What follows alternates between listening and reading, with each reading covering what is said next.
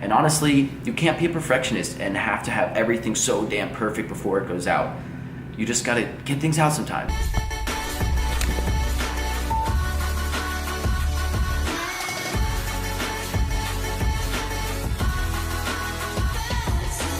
Whoa, what's happening, guys? We are here coming at you with a video log, i.e. vlog. It's been a while, and I really want to get back on my vlog game, and so much has been happening. I guess when it's happening, it's important to focus on what's going on instead of just recording it. But it's kind of time to start digging into the archives and sharing some stories of what's been going on. So going to talk a little bit about just 2018 and this year, and try not to keep it too long and keep it rambling. So without any further ado, let's get started.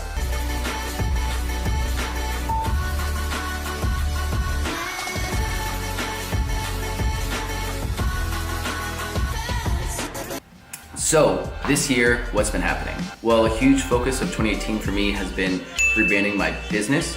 So I rebranded Sami Kattan Visuals, the business name I was working under, to Nomad Creative.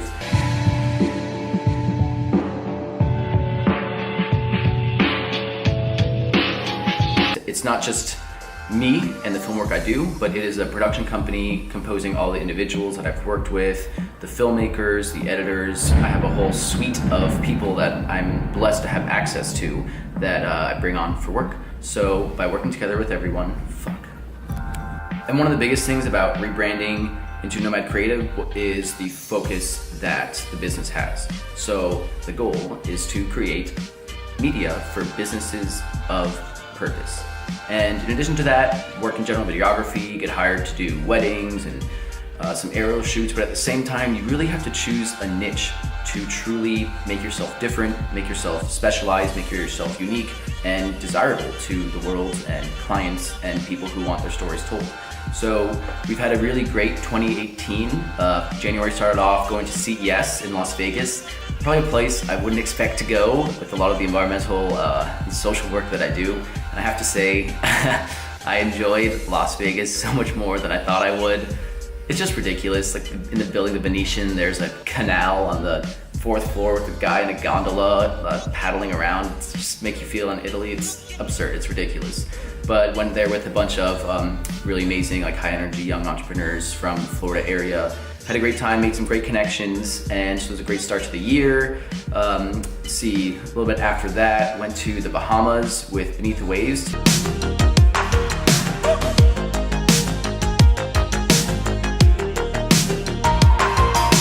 Do our first expedition this year. We were there with the Mavericks, an incredible group of game-changing, purposeful, driven, inspiring entrepreneurs. The Mavericks are helmed by Yannick Silver and Sofia Umansky, and basically it's an organization that gets incredibly awesome, driven, successful individuals together to have fun, grow this amazing network, build their businesses, and build their impact to the world. They've donated over $2 million to Virgin Unite to date, the nonprofit arm of Virgin, Richard Branson's brand. And insane. The work we were able to do on that trip was just next level. We tagged the most sharks we ever have on an expedition. We had a 10-foot tiger shark on the back of the boat, and I'm in the water getting this split shot and just awing everyone. We couldn't have asked for a better moment. The Mavericks named her Mabel, and I think everyone was really impacted. We scuba dove with sharks, and people learned about how sharks are like puppies underwater. There's this massive demonizing of sharks that's happened across the human race, and we're working at Beneath the Waves to change that. So it was amazing to have that group out there. Insanely successful scientific trip, and amazing, of course, experience with the Beneath the Waves crew over that journey. So after that, there's a lot of post-processing and editing and planning for trips for the next month. Later in April, went to Baja California with the Great Whale Conservancy to visit my good friend Delphi, who is the daughter of Michael Fishback, who runs the organization, where we found on their last day of the season 2 blue whales, shot them with the drone on a mission for DJI. Nothing. Nature abhors a vacuum. So after you're dead, the only thing that can happen is the same experience, or the same sort of experience as when you were born.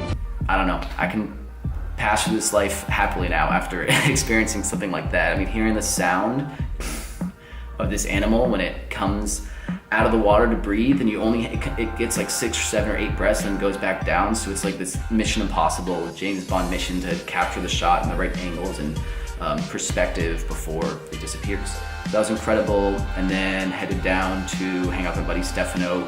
Baja California is just insane. He recently bought land there. I'm gonna be spending a lot of time there later this year. It is just paradise. I hope not too many people find out about that because it's nice to keep it to ourselves, but we'll go enjoy that more. We should too. So what happened after that? We went on our second Beneath the Waves mission.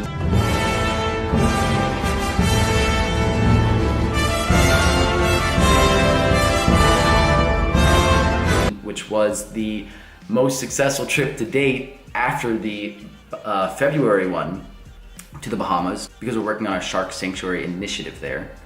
And so this time, the International Seakeepers Society connected us with MY Mercado, a 155-foot mothership with 2 tenders, an amazing crew, Jason helming it, amazing captain, awesome people, hosting our Beneath the Waves crew out there. We had almost a dozen of us. The science we were able to do was unreal. We tagged 30 sharks in 4 days. Brendan Phillips dropped a BRUV, a baited remote underwater video apparatus, to hundreds of meters to film sharks at depth. We filmed 6 gill sharks, which was insane. I mean, the samples and the isotope work that one of our scientists, Ollie, was working on was insane. We installed these acoustic receivers around the island, and we put acoustic trackers in sharks, so whenever they're within a certain distance of these receivers, they ping. And so essentially we're mapping where these sharks go to study how effective the amazing shark sanctuary that exists in the Bahamas is. So we can consult other countries on how to either better their shark sanctuaries or to prove that this is an effective model. It brings tourism, health to the reef, it sustains the ocean ecosystem. So unbelievable. The media's coming out now for that trip. It's some of the most insane we've ever created. Which is an incredible super yacht that was also in partnership with the International Seakeeper Society. This boat allows us to basically triple the amount of work we can get done. Diego Camejo, cinematography genius and one of my great friends. It's our 4th expedition working together. We just really jived, got in such a good groove. Like he's out, he's on the drone and I'm into water, or vice versa. He's shooting underwater with the BRUV while I'm shooting Erica underwater on another boat. It's just an amazing tag team effort. So feel free to go check out that media on Beneath the Waves, Facebook and YouTube, which we recently made. So I came back from that trip and then only had 2.5 days before going on the next one, which is kind of crazy when your minutes are limited and counted before you go off again. And so Sophia from Mavericks had been messaging me for a little while asking if I was free, and I know they go on these insanely epic, awesome trips and are just amazing people to be around. So I was really curious what the expedition was, and it turns out that it was their annual retreat. They normally do to Necker Island, but this time, unfortunately, so sad that the British Virgin Islands was devastated by Hurricane Irma. They went to Ulusaba, which is Branson's private game reserve in South Africa.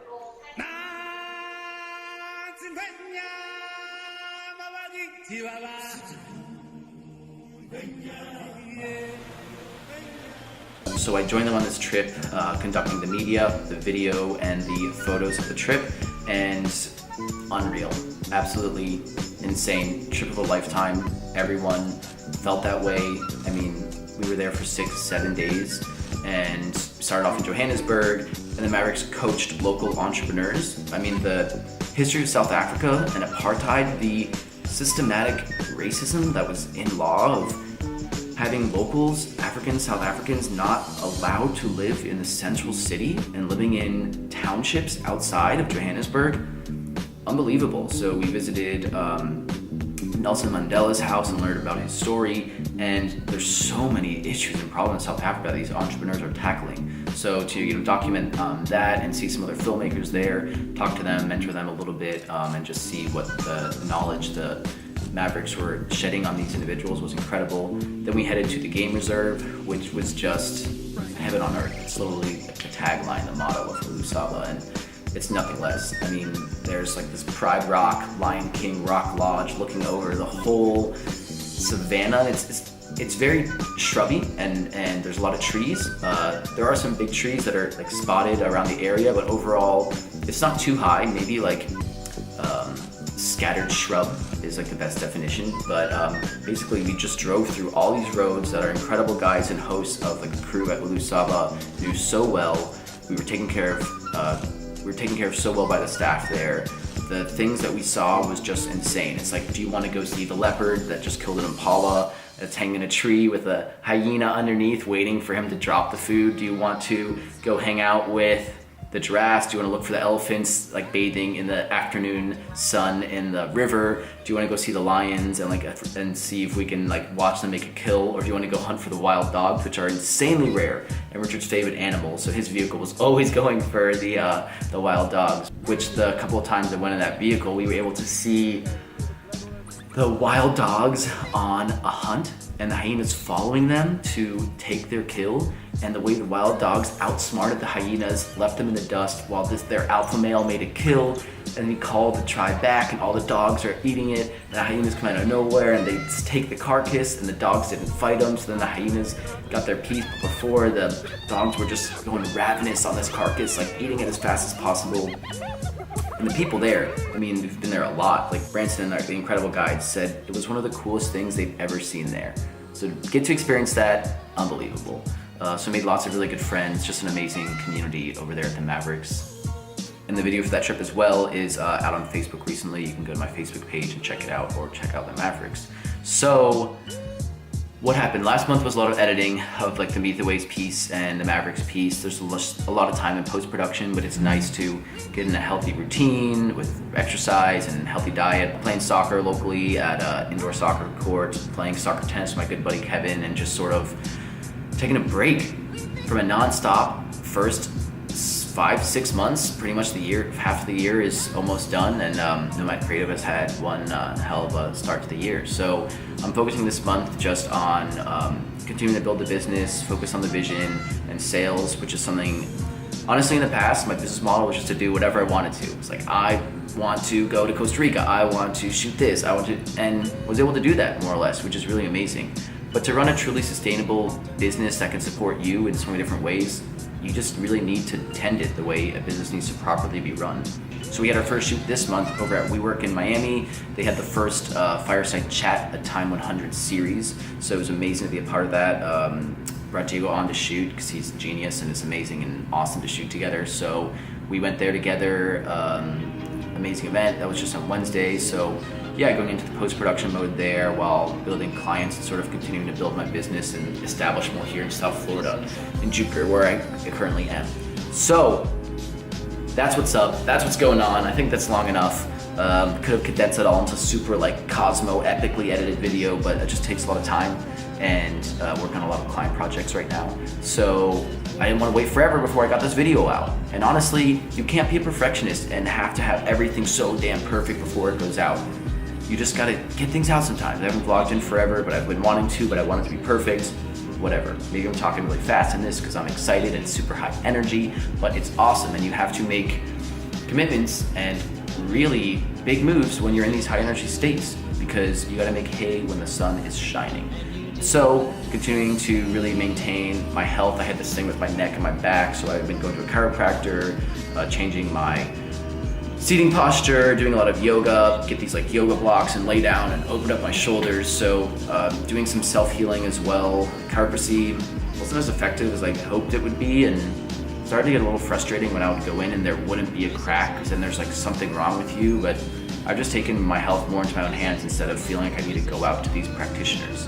It's a holistic experience at the end of the day. So I really want to go into detail of each of these trips more, which I will do in some more vlogs, but that's a recap for now. So life's good.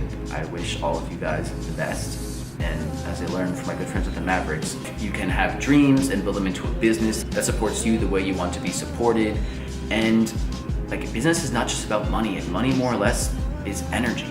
So you can find a way to create a vehicle to bring you energy to achieve the things you want to do in your life and bring insane amounts of value to clients that you want to work with and live the dream. It's totally possible. I mean, these things, like, you can run a whole business off this, you know, and my laptop and camera equipment. So I'm so appreciative of this digital storytelling realm that has supported me for the last 4 years, and I can't really imagine where the next 4 will take me. I kind of feel like I'm at like a halftime right now of, wow, it's been 4 years. How's everything been in the past? Now that I'm shifting this model, I think we're gonna have some really cool stuff happening. So, also I shot with the BBC. This was epic in February. A dream. I had to sprint there after the Bahamas trip. Most hilarious people I've ever hung out with. I hope they bring me back.